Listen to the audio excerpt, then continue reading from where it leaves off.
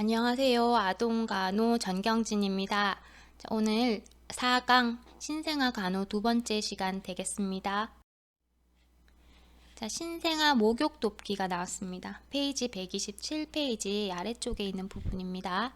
신생아는 목욕을 할 수 있습니다. 태어나자마자 2.5kg 그리고 제태기간을 잘 채운 아기라면 태어나자마자도 목욕 가능합니다. 대신에 아기들은 아들이 체온 조절 능력이 미숙하다고 했죠. 그렇기 때문에 보온을 잘 해주어야 한다 라고도 했습니다. 자, 그렇기 때문에 목욕 시간은 가능하면 짧게 끝내는 것이 좋아요. 5 내지 10분 적당하다. 목욕은 수유 전에 합니다. 자, 수유를 하고 나서 목욕을 하게 되면 아기들 위에 분문 관략근이 약하다고 했죠. 아직 발달이 미숙하기 때문에 우유가 자꾸 역류를 하게 되는 거예요. 목욕하다 토할 수 있습니다. 그렇기 때문에 목욕은 수유 전에 합니다. 목욕하고 나서 수유합니다.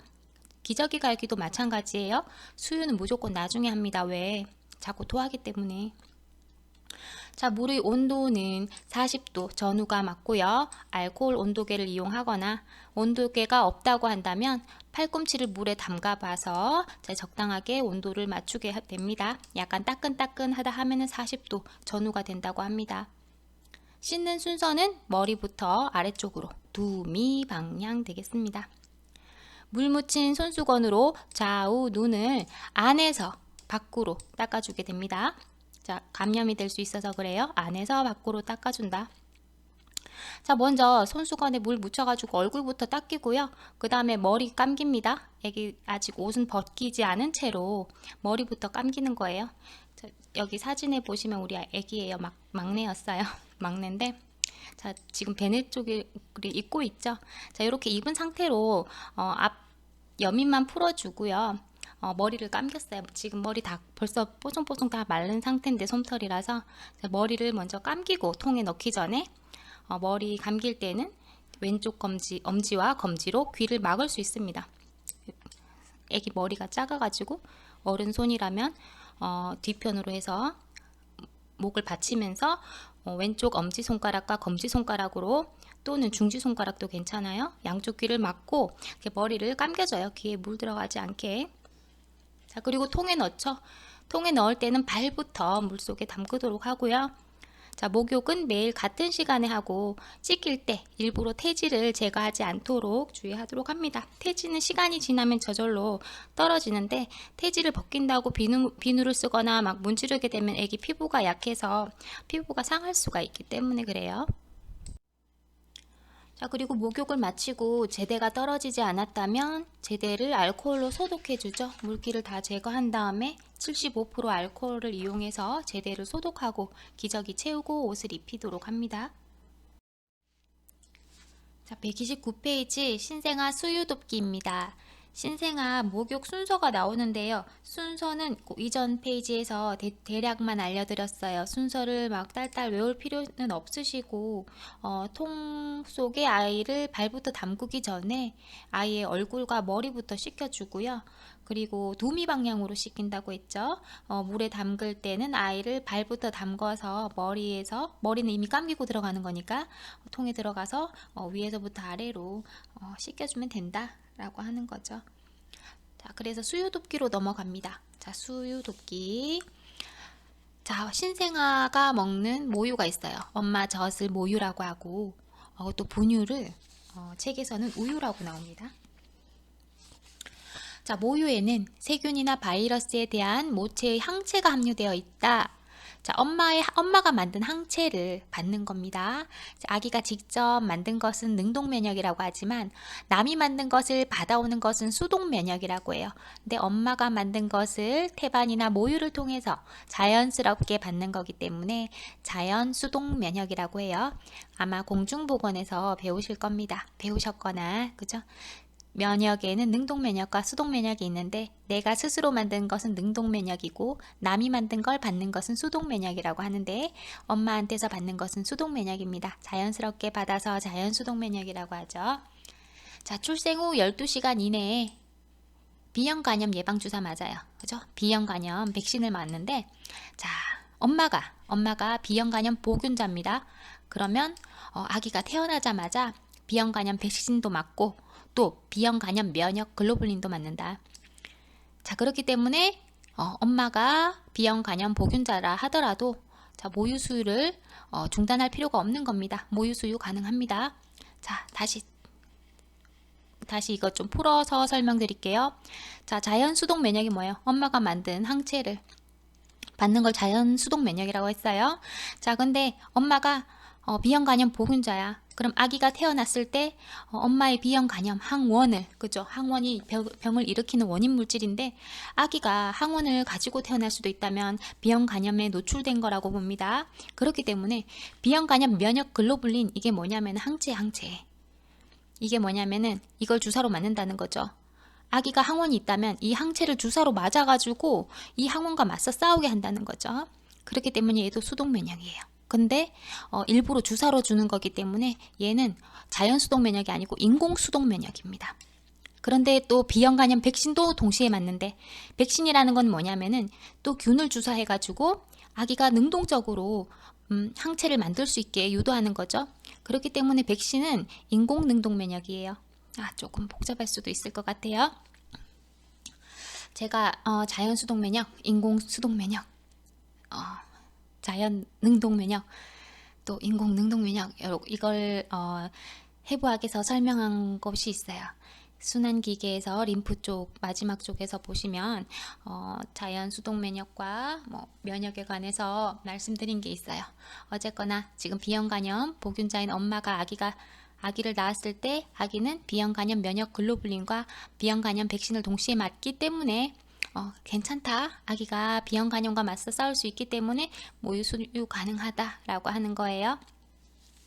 B형 간염 면역 글로불린은 인공 수동 면역입니다. 자, B형 간염 백신은 인공 능동 면역이에요. 수동 면역과 수동 면역과 능동 면역을 동시에 맞게 해줍니다. 그렇기 때문에 모유 수유 가능하다. 자, 다음. 모유 수유 동안 항생제나 스테로이드성 안약. 자, 엄마가 안약을 꼭 점안을 해야 된다. 그것이 항생제 성분이 들었거나 또 스테로이드성 성분이 들었다라고 하면 모유를 통해서 아기한테 갈 수가 있기 때문에 최대한 몸에 흡수가 안 되게 해야 된다. 눈에만 흡수되게 해야 된다라고 하는 거죠.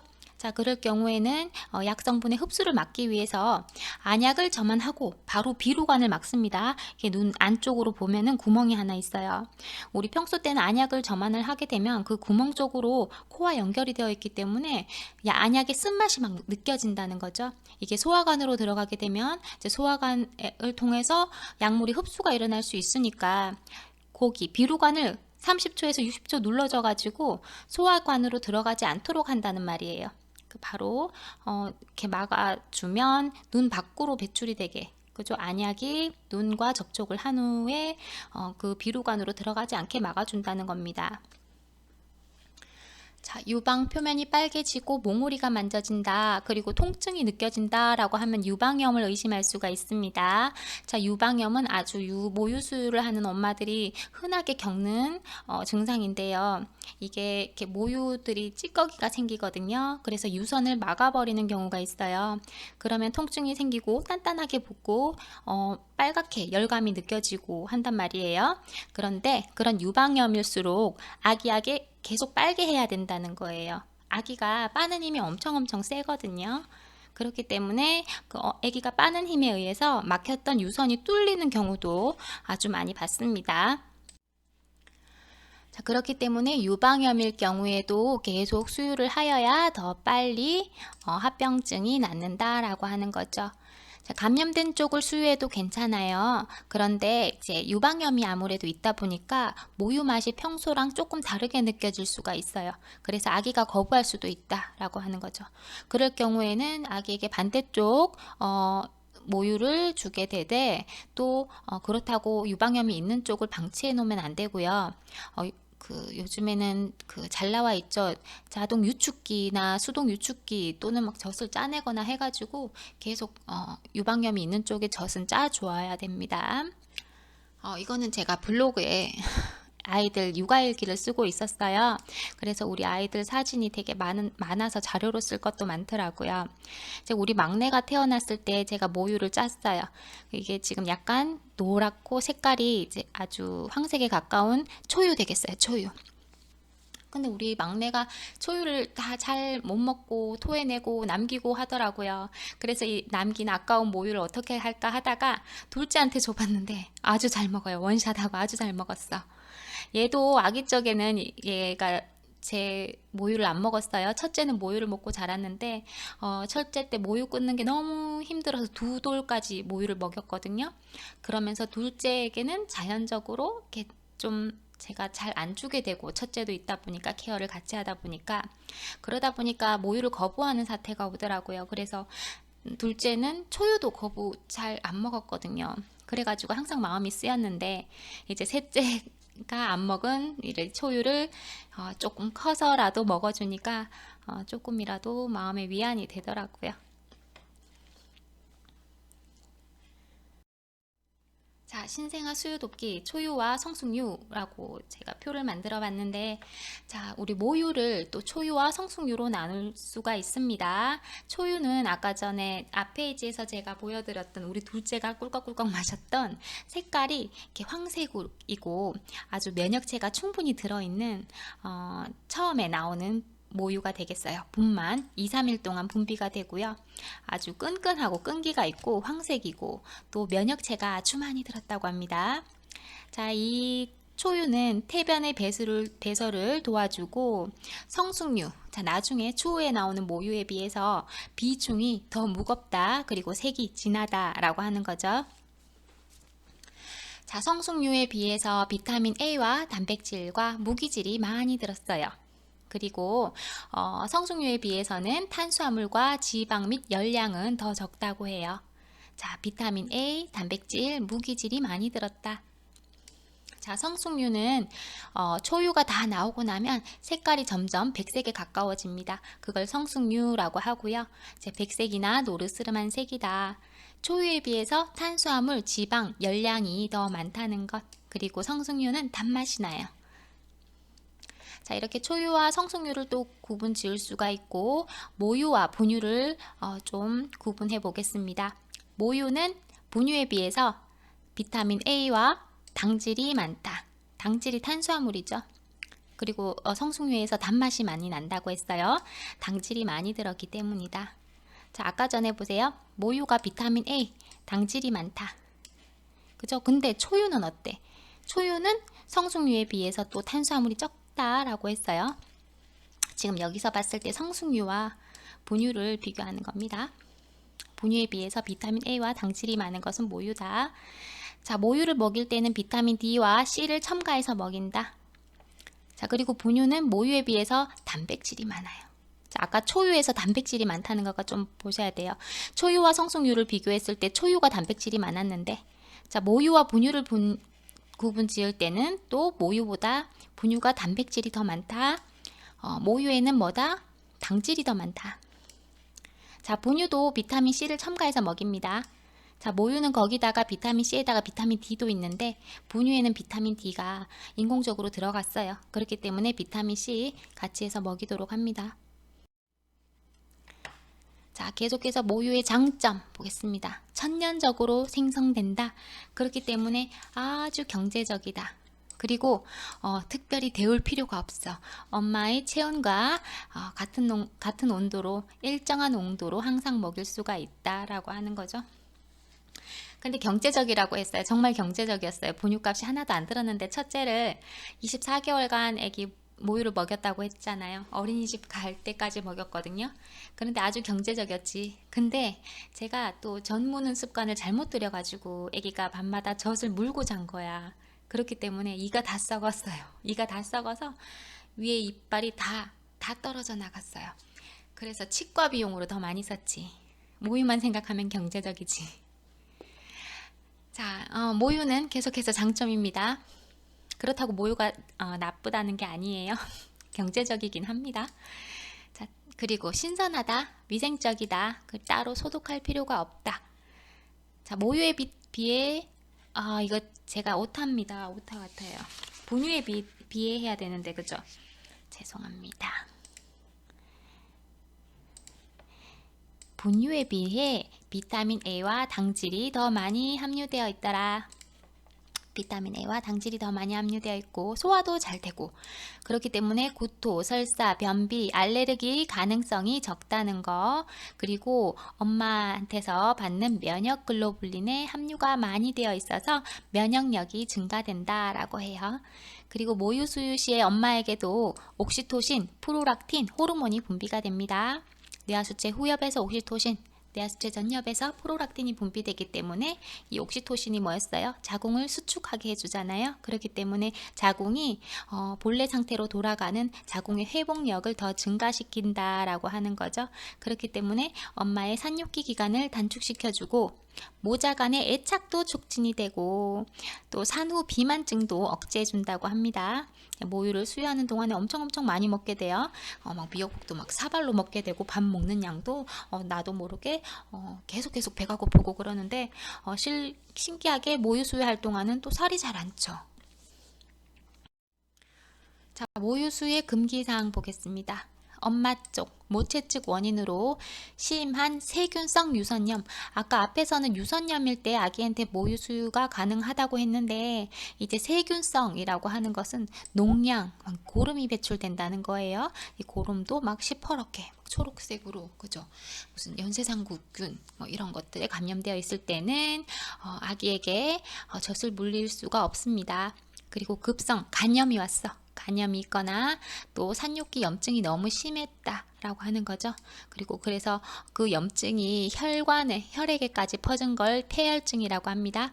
그리고 엄마의 약물 중독 있을 때, 그리고 만성질환도 경증은 괜찮지만 심한 당뇨라든지 신장염, 결핵, 심한 빈혈, 영양장애가 있을 경우 엄마의 영양 상태가 불가능하면 아기한테 영양을 전달해 줄 수가 없어요. 또 아기 측의 원인이 있다. 아기가 태어났는데 선천성으로 기형을 가지고 있다는 거죠. 구개 파열, 토순 이런 것들은 입 천정이 구개 쪽이 파열이 된 거고 뚫려 있다고 보는 거예요. 코 비강 쪽하고 뚫려져 있기 때문에 아기가 빨지를 못해요. 그 빠는 흡입력이 좋지 못하기 때문에 어쩔 수 없이 모유를 줄 수가 없는 거고, 또 조산하거나 심한 허약일 경우에는 아직 위장관의 발달이 덜 됐기 때문에 빨기 반사도 미약하고, 그리고 처음에 조산아일 경우, 미숙아일 경우에는 처음에는 금식시켜 주는 게 원칙입니다. 자, 그리고 구내염, 아구창 있어요. 그러면 아기가 빨기 힘들어합니다. 통증이 심하기 때문에. 그리고 특이하게 모유에 대해서 알레르기 체질이 있습니다.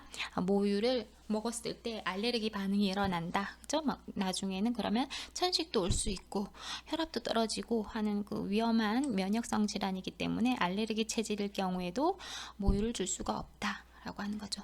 흔한 일은 아니죠. 모유에 대한 알레르기. 자, 그림에서 이게 유선이에요. 유선 어딘가에 염증이 생겼다 라고 하는 것은 유선염이라고 하는데, 우유 찌꺼기 같은 게 껴가지고 유선염 올 수 있습니다. 아주 흔하게. 그때는 아기가 빨게 해서 빨게 하는 작용만으로도 유선이 뚫리면서 염증이 나아질 수가 있어요. 그렇지 않으면 이렇게 유축기를 사용해서 유축을 해냅니다.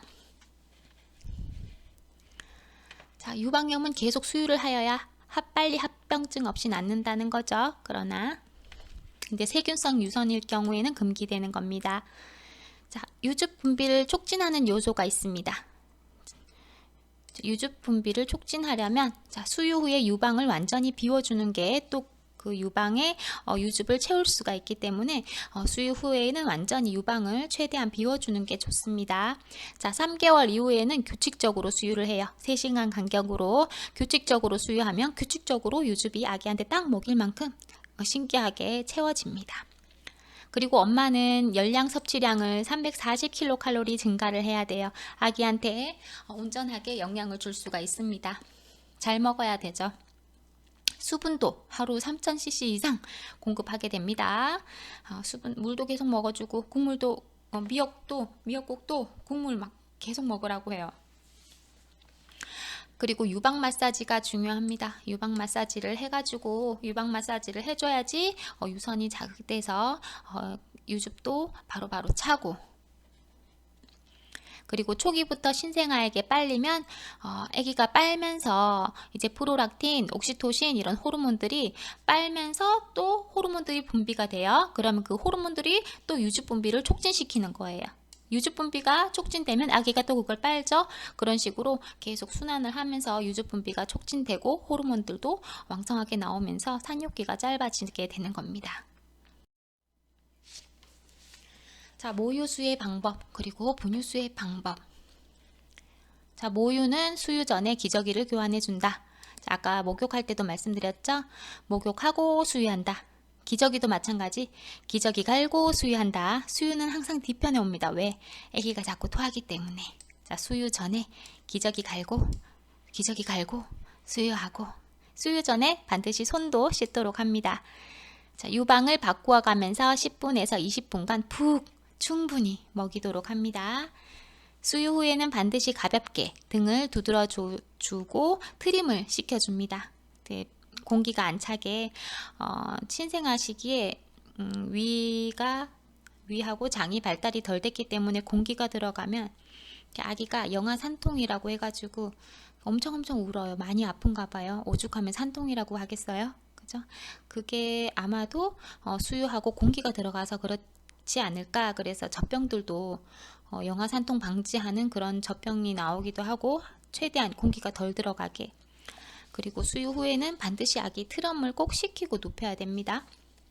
자, 영아산통의 직접적인 원인이 밝혀지지는 않았는데 아기가 힘들어하니까 트림을 반드시 시켜주고, 또 트림을 시켜줘야지 토하지 않고 그래요. 남은 젖은 모두 짜내어 젖을 비우도록 합니다. 그래야지 또 신선한 모유가 찹니다. 분유 수유 방법. 분유 수유는 젖병과 젖꼭지를 잘 소독하는 게 중요하죠. 자, 마찬가지로 기저귀 갈고 수유한다. 그리고 수유 전에 반드시 손을 씻는다는 공통입니다. 모유와 분유. 자, 물은 100도씨 끓이고, 분유 타는 물 말합니다. 물을 100도씨 먼저 끓여 놓고 혹시나 모를 그 물 속에 있는 세균이라든지 이물질 같은 거를 끓여서 소독하는 의미죠. 자, 끓인 다음에 식혀서 50도에서 60도로 식혀서 분유를 타도록 합니다. 자, 요즘에는 그 분유포트라고 해가지고 처음부터 50도에 그냥 맞춰가지고 물에다가 분유를 타는 경우가 있는데, 그러지 말고 100도씨까지 뽀글뽀글 끓인 다음에 50도씨로 맞춰 놓으면 그 50도씨 아래로 온도가 떨어지지 않아요. 그러니까 미리 물 온도를 아기가 먹기 전에 맞춰 놓는 거죠. 자, 그리고 분유도 마찬가지로 꼭지를 잘 기울여서 공기가 들어가지 않도록 하고, 마찬가지로 수유 후에 트림을 반드시 시켜서 공기가 들어갔더라도 그 공기를 배출하도록 해줘야 된다라고 합니다.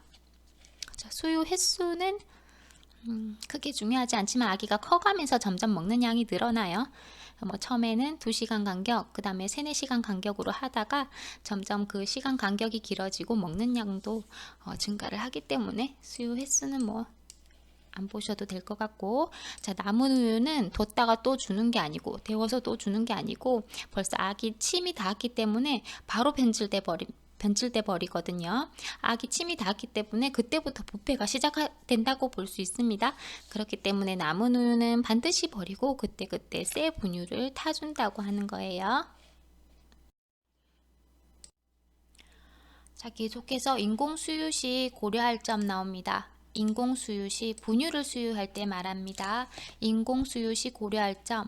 자, 인공수유의 순서는 일반적으로 신생아에게 수유할 때 보리차, 그리고 글루코스, 밀크의 순서로, 이 순서가 뭐냐면은 농도가 낮은 것부터 점점 농도가 높은 것으로 수유한단 말입니다. 자, 밀크는 농도가 우유가 타져 있어서, 분유가 타져 있어서 농도가 높고, 보리차는 거의 물과 가까운 거예요. 처음부터 분유를 주지 말고 보리차로 적응을 시키고, 글루코스는 뭐예요? 글루코스는 당을 막 연결고리를 잘라놓은 다당류 같은 건데 그 밀크보다 전 단계의 농도라고 볼 수 있습니다. 자, 매 회마다 젖병과 젖꼭지를 소독해 줘야 됩니다. 10분 이상 자비 소독, 끓는 물에 10분 이상 팔팔 끓이도록 합니다. 그리고 소독된 우유가 있어요. 우유가 아예 소독되져 가지고 본유를 가루를 타는 게 아니고 우유로 나오는 액체로 된 나오는 소독된 우유가 있는데 걔네는 보관할 때 10도씨 이하에서 보관을 하도록 하고 유통기간을 확실하게 확인을 해야 됩니다. 자, 수유할 때의 온도는요, 팔목 안쪽에 몇 방울 떨어뜨려 봐서 너무 뜨겁지 않고 따뜻한 정도가 약 40도에서 60도 사이 정도로 먹기 좋다고 해요. 자, 우유 먹이다가 흡인이 된다. 기도로 넘어간단 말이죠. 기도로 넘어가서 이제 숨구멍을 막는 거죠. 그렇기 때문에 청색증이 나타나거나 토할 때가 있어요. 그때는 가장 먼저 아기를 엎드린 자세로 아기 머리를 낮추어 주거나 그리고 등을 막 두드려 주게 되죠. 엎드린 상태로 또 머리를 옆으로 돌려가지고 기도로 들어가던 우유가 다시 배출될 수 있도록 하도록 합니다. 아기 기도에 이물질이 들어가서 아기를 거꾸로 거의 엎어놓고 등을 두드리는 것은 하임리히법이라고 해요. 응급처치로 제가 뒤에 유아에서 아마 영아나 유아에서 하임리히법을 소개해 드릴 때가 있을 겁니다. 자, 아기가 분유나 모유도 마찬가지로 기도에 잘못 들어가서 청색증 나타나고 콜록콜록 기침하면서 막 토하는 경우가 있는데 그때도 이렇게 아기를 엎드려 놓고 약간 머리를 낮춰준 다음에 엎드린 자세에서 등을 막 두드려주면 우유가 나올 수가 있는 거예요. 배출이 될 수가 있다. 자, 이거는 제가 이 상황을 아직도 기억합니다. 얘는 우리 둘째고요. 둘째고 얘는 우리 셋째예요. 아기가 얘네 둘이 연년생인데 약 500일 정도 차이가 나요. 그래가지고 둘째가 막 나이 차가 얼마 안 되고 얘도 아직 아기인데 그죠. 그래서 막내를 안고 수유를 하게 되면 엄청 질투가 심했어요. 그래서 지도 젖병 달라 해서 물고 지가 내 무릎에 올라와서 앉아 있는 거예요 지금. 그리고 마지막에 또 트럼을 시켜야 되잖아요. 그래서 동생 좀 같이 트럼 시켜주자고 했더니 머리 만져주고 그래서 엄청 힘들었어요 이때는. 지나고 보니까 너무 귀여운데. 자, 신생아 질환과 간호돕기 131쪽 아랫부분입니다. 자, 먼저 선천성 기형이 나옵니다. 우리나라 영아 사망의 가장 주된 원인이다. 우리나라 영아 사망의 가장 주된 원인이 뭐다? 선천성 기형이다 라고 해요. 토순, 구개파열, 그리고 항문 직장 기형이 있고 난쟁이, 소두증 이런 것들이 선천성 기형에 들어간다. 자, 토순이 뭐냐면은 지금 이렇게 입술이 두 군데로 갈려졌어요. 그래서 이제 비강 안쪽으로까지 뚫려 있는 거예요. 그리고 구개파열은 더 심한 거죠. 입천정 자체가 없어. 그래서 코하고 아예 코의 비강과 연결이 되어 있는 걸 구개파열이라고 하는 거예요. 이 두 개 다 태어나서 수술이 가능합니다. 그리고 항문 직장 기형, 이제 항문이 없이 태어나는 아기들도 있어. 항문이 막혀가지고 예전에는 태변을 보지 못해서 사망하는 아기들이 많았습니다. 자, 이런 거는 요즘에는 수술을 통해 가지고 간단하게 뚫어줄 수가 있어요. 예전에 그 민비 있죠? 흥성대원군의 며느리 명성황후라고 하죠. 저는 황후라고 별로 부르고 싶지 않은 분인데 민비 그분께서 이렇게 아기를 낳잖아요. 아기를 겨우겨우 다른 대군이 있었는데 민비도 결국 임신을 해서 원자를 생산하게 됩니다. 근데 그 원자가 어땠습니까? 항문 직장 기형이 있어가지고 항문이 없었어요. 그래서 4일 만에 죽었다고 하는 거죠. 그때 우리 서양식 의료기관이 막 생기고 알렌이라는 막 의사도 있고 그랬어요. 그래서 알렌이 항문을 뚫어주는 시술을 할 수가 있다라고 했는데도 불구하고 흥선대원군이 반대를 했죠. 어디 원자의 몸에다가 쇠붙이를 갖다 대느냐 하면서 오히려 뭘 줬습니까? 산삼 달인 물을 줬습니다. 그래가지고 신생아에게 지금 생각하면 그 산삼이 가당한 겁니까? 그죠? 그 산삼을 먹고 바로 죽었다죠. 항문도 없는데 그때 학문 직장 기형이 아니었나 생각이 됩니다. 자, 토순 하나의 수술할 수 있어요. 토순 그리고 고개파열 수술을 가능합니다. 그런데 수술을 하면 어때? 이 부분을 다 봉합을 하게 되는 거죠. 붙이는 거예요. 그렇기 때문에 울면 어떤다? 그 봉합 부위가 터질 수가 있다 라고 하는 거죠. 될 수 있는 대로 아기를 울리지 말고, 그리고 수유도 할 수가 없어요. 그 상처 부위가 이제 봉합을 해놨기 때문에 아기가 젖병이라든지 이제 엄마의 모유를 빨다 보면 어때요? 압력이 가해지기 때문에 그 봉합 부위가 좋지 않은 거예요. 그렇기 때문에 아기들은 수술한 아기들은 구강으로 수유를 할 수 없다라고 하는 거죠. 봉합 부위에 긴장이 가지 않도록 해야 되기 때문에.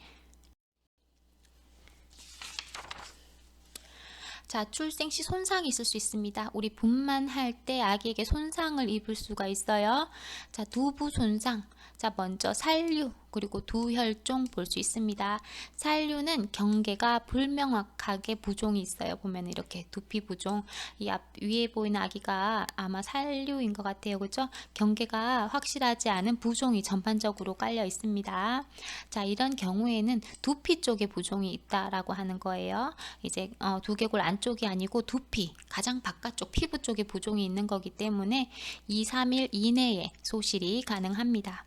그냥 가만히 두고 봐도 저절로 낫는다는 거예요. 자, 두혈종 있어요. 두혈종도 그렇게 심각한 건 아닙니다. 자, 근데 이제 살류에 비해서 더 아래쪽에 출혈이 있어요.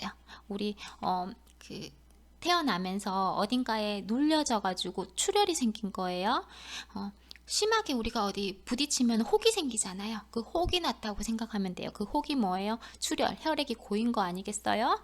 자, 그런 골막하 출혈이 있더라. 경계가 뚜렷하다. 자, 이런 식으로 아래쪽 그림을 봤을 때, 사진을 봤을 때 경계가 뚜렷한 이렇게 부종 부위를 볼 수가 있습니다.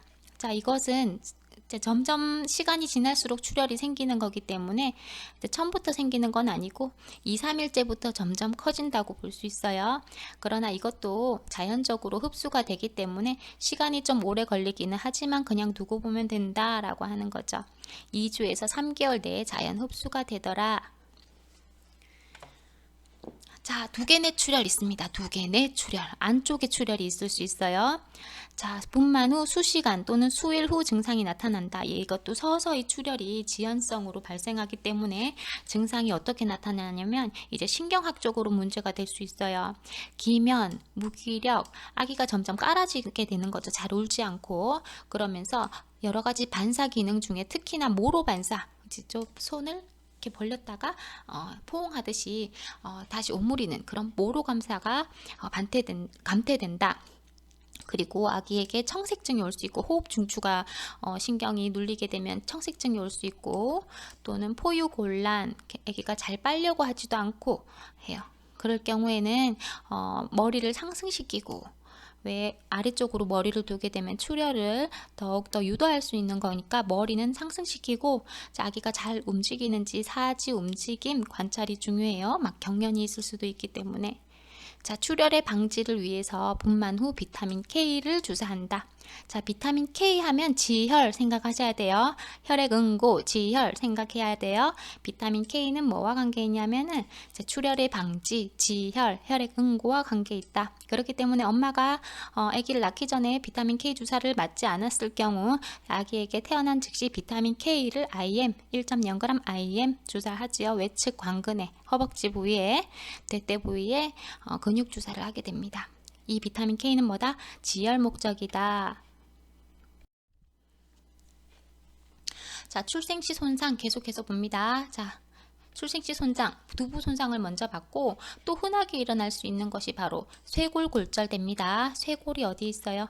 자, 우리 목에서 쭉 내려오다 보면 상지를 지탱해주는 양쪽에 있는 가로로 된 뼈 말하는 거죠. 지금 엑스레이 촬영이 확진을 할 수 있는데 촬영으로 이렇게 지금 이쪽 부위에 애기한테서, 애기는 이쪽이 오른쪽이고 이쪽은 왼쪽이에요. 그렇기 때문에 왼쪽 쇄골이 지금 골절되어 있는 모습 볼 수 있습니다. 가장 흔한 출생시 손상이고, 주로 이제 아기가 몸무게가 크게 나왔을 때, 그렇죠? 골절, 그러니까 크게 나오니까 아기가 나오면서 쇄골이 눌리는 거예요. 몸무게가 크니까 애가 덩치도 클 거 아니에요. 엄마 산도는 좁은 데에 비해서. 자, 쇄골 골절이 되면은 골절된 쪽의 팔에 모로 반사가 소실된다. 아프니까 반사도 없는 거예요. 아파서 움직일 수가 없으니까. 그리고 골절된 부위에 부종을 관찰할 수가 있다. 국소부종. 그리고 팔을 움직일 때 아프니까 울어. 아주 자지러지게 우는 반응 볼 수 있습니다. 그리고 뼈가 어긋나면서 마찰음, 연발음, 뼈에 달그락거리는 그런 소리 들을 수가 있고, 자, 방사선, 엑스레이 사진 촬영으로 이렇게 확진할 수 있는 거예요. 자, 여기 보면은 뼈가 그죠? 뼈가 여기 얘랑 어긋나 있어. 아예 부러져 가지고 그죠? 간호는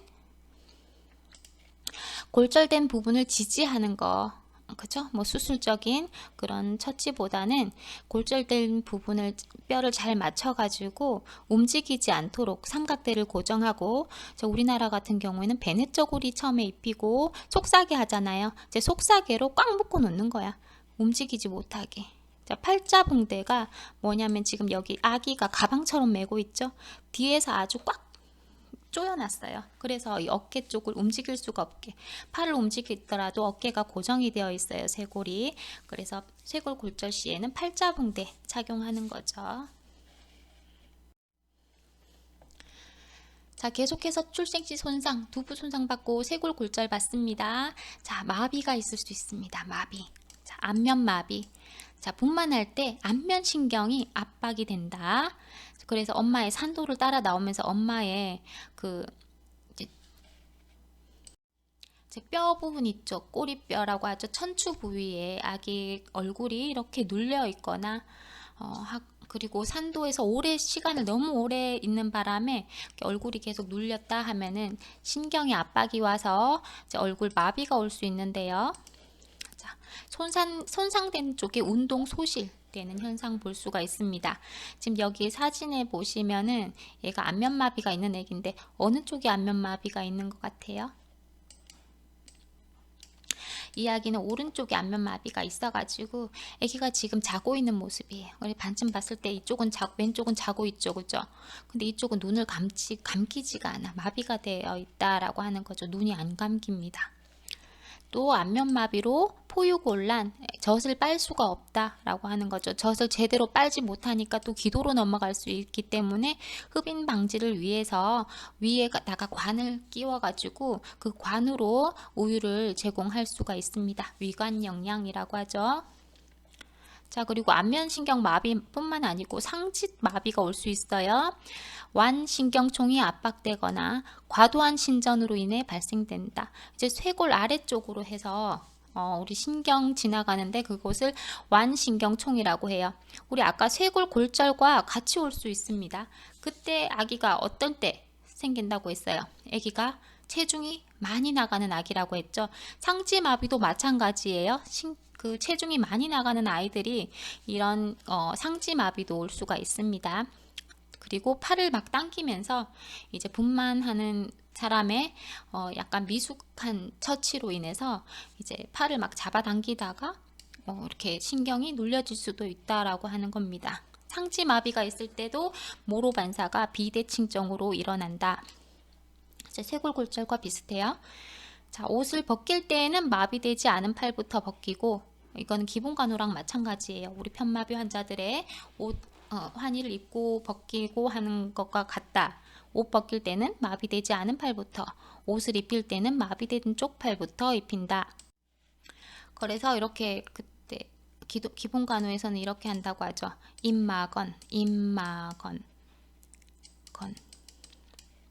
입힐 때는 마비된 쪽부터 건강한 쪽, 마지막으로 임마건 이렇게 보도록 합니다.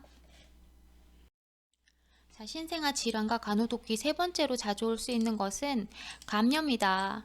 자, 우리 흔하게 제대 부위에 감염이 있을 수 있다고 했어요. 제대를 자르는 과정에서 소독되지 않은 가위를 이용했을 때, 녹슨 가위 같은 경우에 파상풍균이 제대를 통해서 들어가기 때문에 파상풍이라는 질환을 유발할 수가 있다라고 했고, 자, 책에는 중독성 홍반이라는 것이 나오는데 이게 뭐냐면은 우리가 흔히 말하는 태열이라든지 애기 땀띠가 났다 뭐 이렇게 말하기도 해요. 태열은 한방에서 하는 말인데 흔히 일어날 수 있다라고 하는 거죠. 흔히 일어나는 전신성, 원발성, 신생아 발진을 갖다가 중독성 홍반이라고 하는데 뭐 특별하게 원인은 밝혀지지 않았지만 한방에서는 아기 안에 태열이 이렇게 밖으로 돌출이 되면서 발진을 일으킨다라고도 했어요. 근데 이것은 그냥 아기 벗겨놓고 시원하게 해주면 자연 소실된다라고 하는 거죠. 이제 첫 번째 요 사진이 중독성 홍반 나타내는 거고요. 또 감염으로는 칸디다 알비칸스라고 하는 곰팡이균에 감염된 거예요. 자, 그래서 기저귀 발진 부위에 기저귀에 닿는 부위가 막 너무 습해가지고 곰팡이균, 칸디다 알비칸스라는 균이 침범을 하면 이렇게 발진을 일으킬 수 있는 거고 엄청 따갑고 가렵고 아프다고 해요. 그리고 구강 쪽으로 우리 오염된 젖병 같은 걸 사용한다라고 해가지고 그 곰팡이균이 입안에 침범하게 되면 이렇게 아구창 일으킬 수 있는 겁니다. 꼭 우유 찌꺼기 백태같이 막 입 안에 막 꼈죠. 이게 우유 찌꺼기가 아니고 막 벗겨내려고 하면 이게 점막이에요. 점막이 하얗게 변질된 건데 막 인위적으로 벗겨내려고 하면 피가 나요. 이게 점막이기 때문에. 자, 이거는 곰팡이균이기 때문에 전염성이 있습니다. 그래서 감염 전파를 막기 위해서 개인 위생을 유지해야 되고 또 개별기구를 사용해야 되고 또 무균적으로 우유를 타야 되는데 젖꼭지와 젖병은 20분 이상 자비소독한다, 팔팔 끓인다 라고 하는 거죠. 아까 분유수유 할 때는 10분 이상 끓이라고 했는데 자, 이런 균에 감염이 되었다라고 하는 아기에게는 20분 이상 끓여가지고 균을 확실하게 사멸하는 게 좋습니다. 그리고 1% 젠티안 바이올렛, 자, GV라고 하는데 젠티안 바이올렛은 소독약이에요. 소독약, 보라색 소독약, 젠티안 바이올렛. 자, 이거는 이제 우리 진균, 곰팡이균을 사멸시키는 소독약이에요.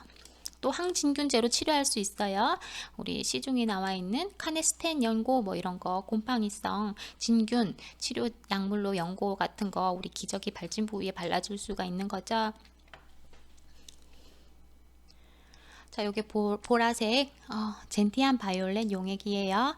이제 그래서 이 애기 지금 입 안에다가 발라놔가지고 입안이 보라색이에요. 자, 이거를 뭐라 그러죠? SNS에다가 누가 아기에게 보라색 물감을 먹였다고 이건 아동 학대라고 막 올렸대요. 근데 엄마들은 알죠. 자, 이게 아구창이 있어가지고 소독약을 입에 넣은 건데 그렇게 억울하게 아동 학대라고 이렇게 얘기하는 사람들이 있었다라고 그런 약간의 이벤트성으로 그런 일이 있었다고 합니다. 자, 마지막으로 선천성 대사 이상 질환 보겠습니다. 선천성 대사 이상 검사를 하게 되는데요. 자, 우리가 아기가 태어났는데 선천적으로 유전적으로 결함이 있기 때문에 어떤 탄수화물이나 단백질이나 뭐 그런 걸 분해할 수 있는 효소가 결함이 있다는 거예요. 대사를 할 수가 없다라고 하는 거죠. 거기에는 페닐케톤 요증이라는 것이 있고요. 단풍 당뇨증이라는 것이 있고 호모시스틴 요증, 그리고 갈락토스 혈증, 갑상선 오타가 있네요. 갑상선 기능 저하증, 그리고 부신 기능 항진증에 대한 선천성 대사가 이상되어 있는 걸 우리 검사를 할 수 있습니다. 6종 선별 검사를 통해서. 자, 이것은 정부에서 무료 지원해주는 검사예요. 6종 선별 검사, 선천성 대사 이상 검사. 페닐케톤 요증이라고 하는 것은 아미노산 대사가 이상이 있기 때문에 아미노산이 질소를 포함하는 거잖아요. 그러니까 그 질소가 독성 물질인데 그 독성 물질을 대사를 하지 못하기 때문에 우리 혈액 중에 독성 물질이 쌓이는 거예요. 그리고 단풍 당뇨증이라고 하는 것도 마찬가지로 이제 아미노산의 그 영양에서 들어가 보시면 막 필수 아미노산 뭐 이런 것들이 있습니다. 그 중에 류신, 이소류신 뭐 이런 것들이 있어요. 걔네들을 대사하는 효소가 결핍되어 있는 걸 말합니다. 단풍 당뇨증이라고 해서 저혈당 뭐 이런 거 올 수 있어요. 그리고 신경계 손상도 올 수 있고 하기 때문에 이제 이런 선별 검사를 하게 됩니다. 자, 호모시스틴 요증, 그리고 뭐 호모시스틴 요증, 이것도 아미노사 대사 이상이에요. 아미노사가 종류가 엄청 많은데 아미노산이 뭐 이런 것들 하나하나 효소가 부족하면 이런 질환에 걸릴 수가 있다는 거죠. 갈락토스는 뭐예요? 우리 녹말이에요, 녹말. 당 성분이에요. 또 이런 것도 대사 이상 올 수가 있는 거고. 자, 그러면서 갑상선 기능, 갑상선 호르몬 만드는데도, 또 부신 기능도, 부신 호르몬 만드는데도 이렇게 효소가 필요하기 때문에 그런 효소 이상을 효소의 이상을 찾아낸다라고 하는 거예요. 조기 진단할 수 있습니다. 조기 진단할 수 있는 거고, 생후에 태어나서 2일에서 7일 사이에 체열을 하게 되고, 자, 48시간에서 72시간 사이에 주로 검사를 하게 되는 거죠. 그죠? 수유 시작 후 24시간이 지난 후에 시행한다라고 하는 거는 뭡니까? 처음 수유를 하고, 엄마의 모유든 분유든 처음 수유를 하고 나서 그 모유나 우유가 대사되는 걸 본다는 거죠. 그렇기 때문에 수유가 시작된 후 24시간이 지난 후에 시행해야 된다는 거고, 이 말을 잘못 오해하면 애기 수유 시작하고 24시간 금식하고 나서 하라는 검사가 아니고, 그죠? 중간중간에 분유는 계속 줘요. 우유나 모유는 계속 주는데 처음 수유 시작 후 24시간 지나서 한다 이 말입니다. 자, 물론 검사 직전에 수유하는 건 좋지 않아요. 왜? 토하기 때문에. 그죠? 검사 막 울기 때문에 피를 내야 되기 때문에 검사 후 수유를 하는 게 좋은데, 몇 시간은 약간 금식시키는 것이 좋지만, 자, 지금 여기에서 하는 말은 수유 시작 후 24시간 금식시키라는 말이 아니에요. 수유 시작 처음 딱 분유를 먹고 나서 24시간 지난 다음에 하라는 거죠. 대사하는 걸 보려고 하는 거니까. 자, 수혈 필요한 아기가 있을 수 있는데, 자, 남의 피를 받는 걸 수혈이라고 하잖아요. 자, 이런 남의 피를 받기 전에 검사를 먼저 하고 수혈하도록 합니다. 그러면 내 피가 아니잖아, 그지? 그렇기 때문에 수혈을 하려면 이 검사를 하고 수혈을 해라. 자, 책에 G스캐닝 검사라고 나오는데, 이것은 자, 선천성 대사 이상 검사 6종 선별 검사가 아니라 추가적으로 이제 추가 비용을 내고 유료로 하게 되는 검사를 말합니다.